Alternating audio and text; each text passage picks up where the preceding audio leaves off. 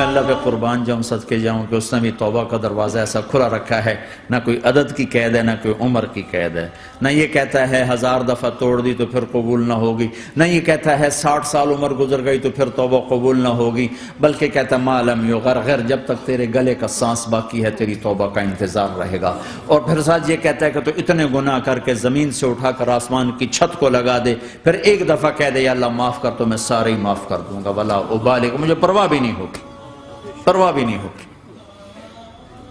میرا ایک شاگرد ہے کراچی میں، اس کے مسجد کے ساتھ ایک عورت تھی، وہ لڑکیاں سپلائی کرتی تھی، کس قدر بدترین کام۔ اس نے، میرے شاگرد نے اس عورت کے بیٹے سے دوستی لگائی اور اس کو میرے بیان کی کیسٹ دے دی۔ اس نے کہا یہ سن لینا، اس نے گھر میں جا کے لگا لی، اس کی ماں کام کرتے ہوئے چلتے پھرتے سن رہی، کانوں میں آواز پڑ رہی۔ تھوڑی دیر کے بعد وہ آ گئی، کہنے لگی مجھے بھی سنا، تو اس نے سنی، پھر کہنے لگی دوبارہ سنا، پھر دوبارہ سنی، پھر کہنے لگی ایک دفعہ اور سنا، پھر ایک دفعہ اور سنی۔ کہنے لگے یہ کون ہے؟ کہ پتہ نہیں کون ہے۔ کہ کس نے دی؟ کہ یہ مولوی صاحب جو مسجد کا اس نے دی۔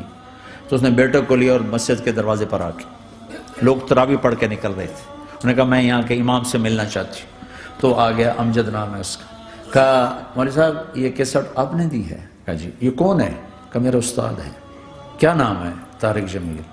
کہا اس نے کہا ہے کہ جتنے بھی گناہ کرو توبہ کرو تو قبول ہو جاتی ہے، تو میری توبہ قبول ہو سکتی ہے؟ تمہیں تو پتہ میں کیا کرتی ہوں۔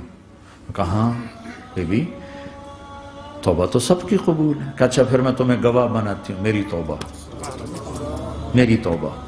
اور اگلے دن مسجد میں آنا شروع کر دی تراویح میں، اور دعا کرے یا اللہ اگر میری توبہ قبول ہے تو مجھے اٹھا لے، اگر میری توبہ قبول ہے تو مجھے اٹھا لے، اگر میری توبہ قبول ہے تو زور زور سے دعا کرتی۔ عورتوں کے اس میں جدھر عورتیں نماز پڑھتی تھی، 29 کی رات سجدے میں اللہ نے اس کو موت دے دی۔ ساری زندگی لڑکیاں سپلائی کی اور موت آئی رابعہ بصری جیسے۔ توبہ ایسی چیز۔ میں نواب شاہ میں تھا تو ایک وڈیروں کو جمع گیا، وڈیرے مسجد میں تو آ نہیں سکتے، سندھی وڈیرے، تو ہم نے ایک وڈیرے سائیں کے گھر میں ہی بیان رکھ دیا، تو وہاں آ گئے سارے، تو ایک وڈیرے کو لے کر بڑی مونچھیں اور جلالی چہرہ اور بہت غلط زندگی۔ میں نے بیان کیا، وہ بیان میں روتا رہا۔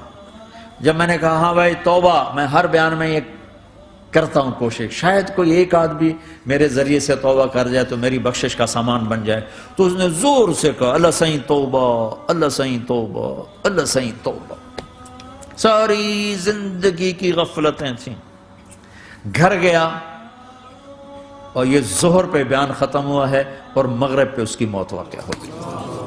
ساری زندگی گناہوں میں گزار کے وہ گیا جنت میں، کہ توبہ تہدم ما کان قبلہا، کہ توبہ ہر گناہ دھو دیتی۔